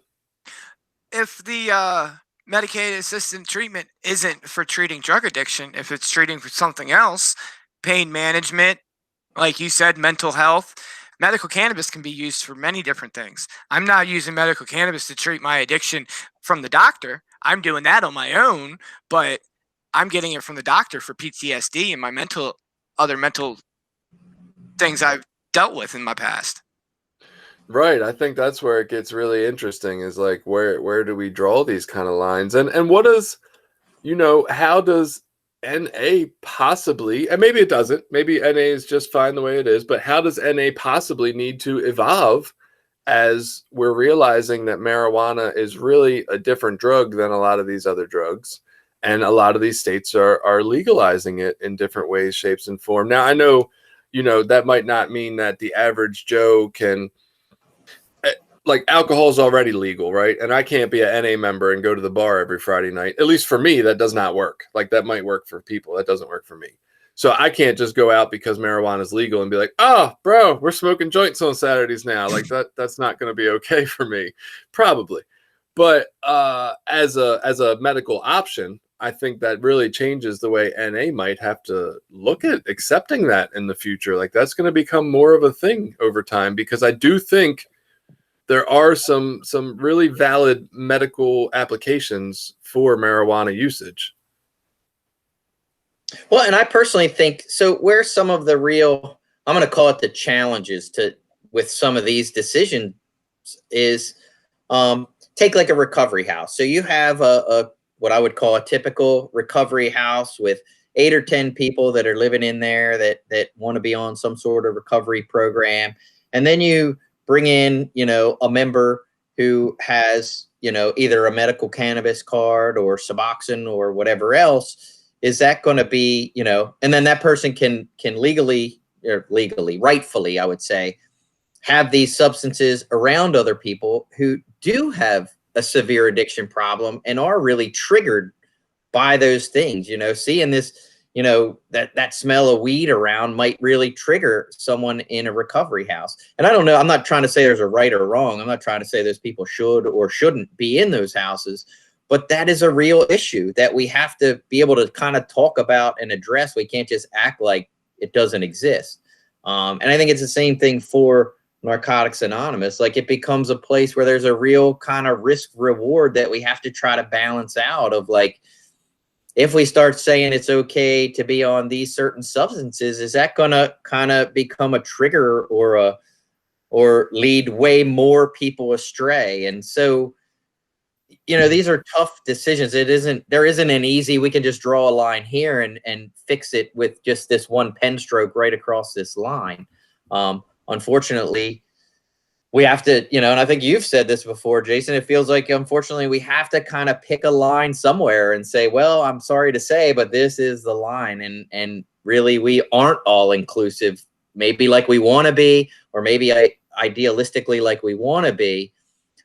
But the push there is that we can encourage people to go to other fellowships. That's what AA did for Narcotics Anonymous all those years back. You know, they had all these drug addicts going into the AA meetings, and AA kind of said, hey, look, this isn't really what we do here, but we can encourage you guys and help you guys to go over here and do something a little different. And so the hope would be that we can do that in our fellowship too, as a bridge this gap to some of these other programs, to say, hey, look, this isn't exactly what we do, but we want to encourage you. We want to help you to continue your growth.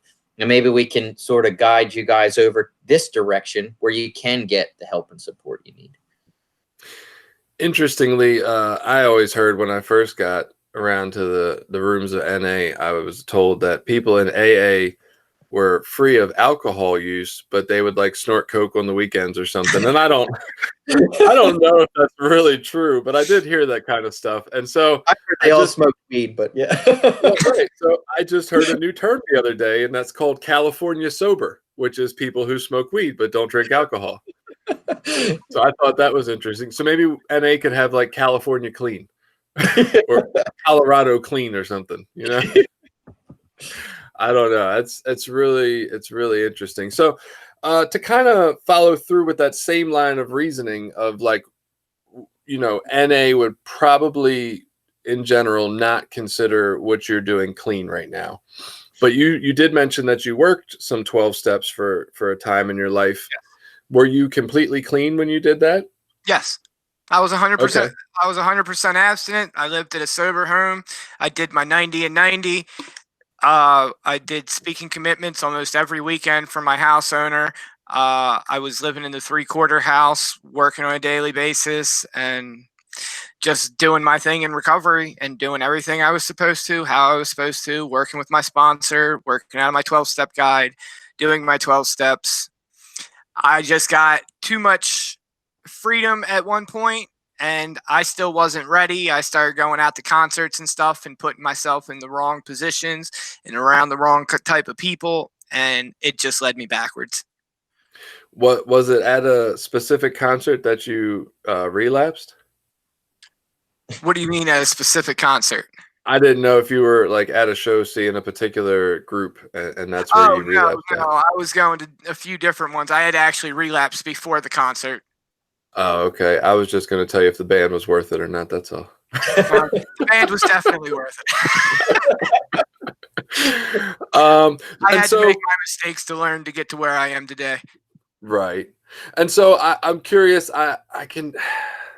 I look at my life, right? And I say one of the really interesting things that I see in the world, especially in the world of mental health treatment, is that there's some talk about usage of hallucinogenics in mental health treatment, right? I heard you guys talking about that, and I love that topic. Yeah, it's super interesting, right? But it's also, for me, a guy who really predicates myself on complete abstinence, completely terrifying too, because there's an attraction, right? There's an attraction Absolutely. to, I want to try this for the right reasons, but also, am I tricking myself into thinking it's the right reasons? And that's so you have to ask yourself. it is, right? And I don't know completely how to know the whole true answer until it would be too late to turn back, right? Like I would know after the fact if I made the right decision, but I wouldn't necessarily know that ahead of time. And so I've considered that concept. Okay, maybe one day I will do this. And what does that look like if I would one day choose to do this? And I'm not like considering doing it this year or anything like that. It's just a thought. Maybe one day in the future, 5 years, 10 years from now, maybe I try that. What does that look like for me? And I say, well, I kind of have to leave NA. Like I can't really claim clean time if I did this, I think. And I don't think I'm going to hang out and be a guy with one day clean again just because I decided to do this for a mental health experience. And so I've like really thought about that and weighed out like what that would look like. And I'm just curious in the recovery community, people in NA who practice complete abstinence seem highly accepted, right? They're definitely recovering, right? Whereas people who are on medically assisted treatments, there might be some questions about whether they're really recovering or not, right? There might be some judgments thrown their direction. And so how hard was it for you coming back to this, knowing you were coming back to recovery? How hard was it for you to choose, I'm not going to go this route where I know I will be accepted. I'm going to go this route where there's going to be some judgments thrown my way, but I really believe this is the right way for me. How difficult was it to make that choice? That was kind of simple on my behalf because I've kind of been judged and outcasted all my life. I mean, I got my first possession charge for marijuana in 7th grade, my second one in 9th grade. I wrote papers all throughout middle and high school on the legalization of medical cannabis. And then I moved out to California when I was 19 to be a medical cannabis patient. So I've always had a passion for this, and recovery is something that I knew I needed. It was only since I came home from prison the past few years that I started realizing that I could put the two together and actually using cannabis in a medicinal way and dosing myself and keeping track of everything that I put in my body and how it affects my body and what helps my body and what makes my body react in an adverse effect, that I realized that I can help people and educate others and do this to help myself at the same time while helping others. I think one of the most incredible things is that there were some years in my life not too distant ago where I would have said, oh my God, this guy's just fucking getting high. He's not clean at all, right? And yet I'm sitting here listening to you today and I'm like, the way that you are listening to your body as you put different amounts or, take it at different times a day to figure out what works best for your, your mental health and how that all works out. You're probably more in tune and present and conscious than I am on a lot of days. Like I know people who've said, oh man, when I eat steak, I feel, overwhelmed the next day with tiredness or my body feels fatigued. And it's like, I'm like, I don't fucking have any clue how I feel from what I eat. And so I'm just amazed at how I could look at that so different at one aspect or time in my life. And then from today, look at it and say, damn, dude, you're pretty in tune with what, you're trying to do on a regular basis. That's awesome. Everything you put in your body has an effect on you like that, whether it affects your mood, even up down to what kind of food you eat with and the people you eat with, to how it'll affect your mood. And just being in tune with that and being able to realize how certain foods affect you and how certain people affect you, and then being able to cut those things out or change those things around to make your body and your mood feel better throughout the day. It's amazing. It's so interesting. It's definitely an interesting topic. And I think this entire conversation has been interesting just because we generally, maybe not some more open-minded people. I know, the entire Voices of Hope community and a lot of this peer movement into anything that works to get people to stop dying, right, is a good thing. And I'm all in on that. So maybe not to some people in that aspect of it, but to a lot of us in recovery who basically have like fallen into a program and just bought in and stayed there. And, I was even sold the information, one program, one disease, don't go anywhere fucking else for your information. You don't need to. It's all right here. And I have found that that's a complete, I don't want to say a complete falsehood. I want to say I've gotten a lot of assistance from a whole lot of other programs and fellowships that I have found hugely beneficial to my life that I wouldn't have gotten had I just stayed with this one program. And so just more and more open-minded is where I want to be, right? And to hear you come on and tell me about something that I'm completely unfamiliar with, and it sounds, it's definitely not who I thought I would be talking to if you'd asked me 5 or 10 years ago. I'd be like, it's just a fucking stoner. He probably surfs or something. Right? Like, and I think a lot of people can hold on to those judgments until we hear somebody like you who's brave enough to step up and come on a podcast and talk about something different, man. So I really applaud you for having that courage to walk through. Like, we can say we're okay with ourselves and we all try to be, but there's always some hurt when we get judged, and so for you to walk through that and come out here and explain to people what you're trying to present, I think is great. Thank you. Very much. I appreciate that. Absolutely. Billy, did you have any questions? My only thing would be about like barriers. Like, do you feel like you've been running into any barriers as you've tried to get this kind of program going, or have there been any surprises, like good or bad, that have I think the encouraged or biggest discouraged you? barrier to anything right now has been just the whole COVID thing and trying to get people online to something that not too many people have heard of right now. So just trying to do it without promoting it, but still having to promote it a little bit because nobody's ever heard of it. So we just try to put it out there to give people a place to come and be able to speak openly. Nice. Now that just led me to another quick question. Have you reached out or been in contact with any of like the maintenance programs in the county? I know there's a couple of doctors that are big on maintenance. Obviously, in this county, we have 2 methadone clinics. Has there been any sort of communication with any of those places, or have they reached out to you or you to them? Not yet. I'm working on it. I've been to the methadone programs and to some of the Suboxone programs and told them about some classes me and my girlfriend were teaching on detoxing with cannabis, but not with the all paths recovery yet. So that's still something, like I said, it's still something in the process of growing that we're working on, just in general, trying to figure out which way to go with it. That's awesome. Yeah. Well, yeah, but little bit I know about SMART. I think that'd be an interesting thing for you to check out. You know, I think from what I know about SMART recovery, they are not abstinence based. They are open to things. And I think that's a combination.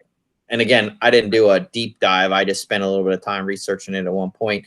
They use some behavioral therapy techniques to help develop a recovery pathway for each individual and then recover that way. So that's another pretty interesting recovery model that's out there as well. Yeah, I'm excited to check them out this week. I think Billy made a couple of good points there. Actually, the one about going to places who are prescribing medically assisted treatment. I think that's a great idea to give people a place to come. Like you got to go and tell people where you're at. I know we say it's attraction and not promotion, but yeah, people also have to know we exist in order to come around. And that's what I was just saying about COVID is doing everything online and people not knowing it and trying to promote it without actually promoting it to get people to come and just know we're there if they need us. I say that because we had an issue in the county a few years back, and it's not currently happening, but one of the methadone maintenance programs, I guess somehow they had gotten in contact with NA and wanted a meeting there. So we ended up actually having a NA meeting in the methadone clinic.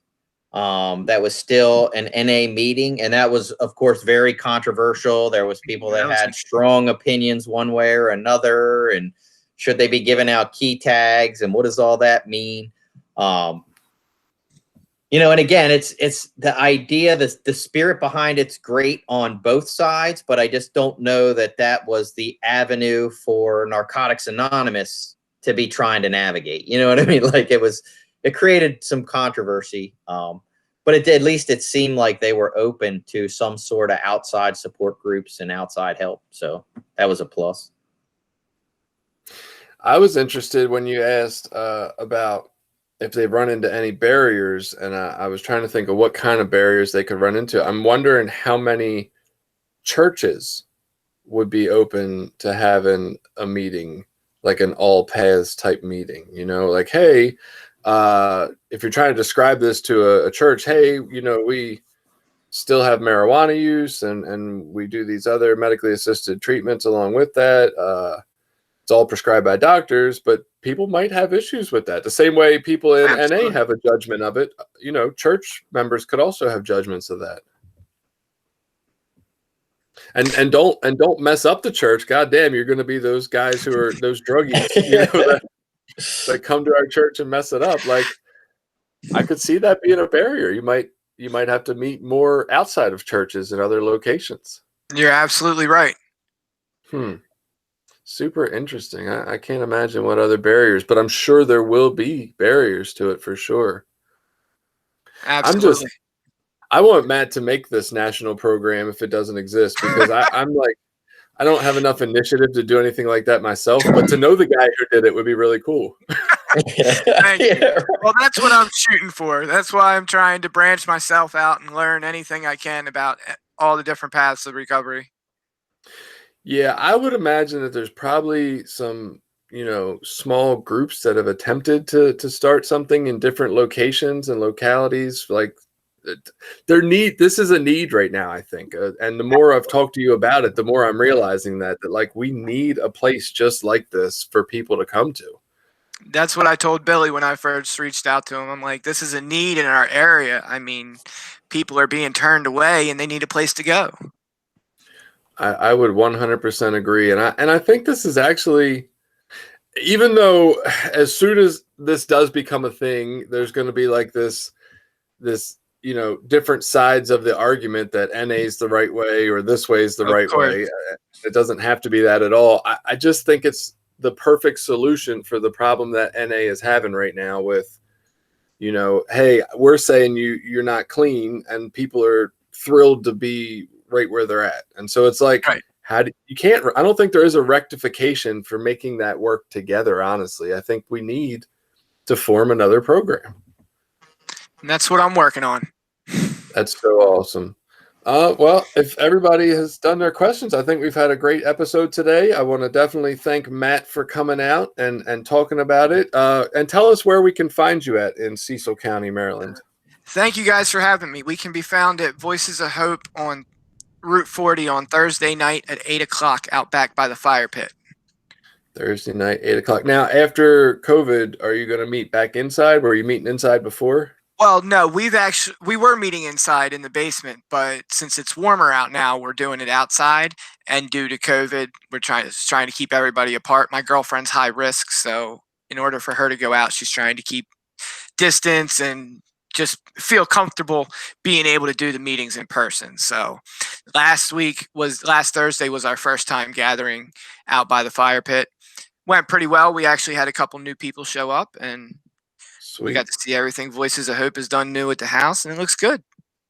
That's awesome. So Thursday nights, 8 o'clock. That's where you can see Matt and show up to a meeting that might be unlike any meeting you've been to before, and hopefully that's in a great way. And Matt, I hope I wish you continued success. If there's anything we can do to assist with that, always feel free to reach out. I hope you can get out to those recovery centers and drum up some support, or at least let people know that this is available, because I think right now this is something that people don't know about, and it's a very valuable service. I'm definitely taking notes. Thanks for all your input. Absolutely. So it's been a great episode. I know this, by the time anybody listens to this, it will be Monday, so a little late, but happy Father's Day anyway to everyone. And we'll see you again next week. Awesome. Take care.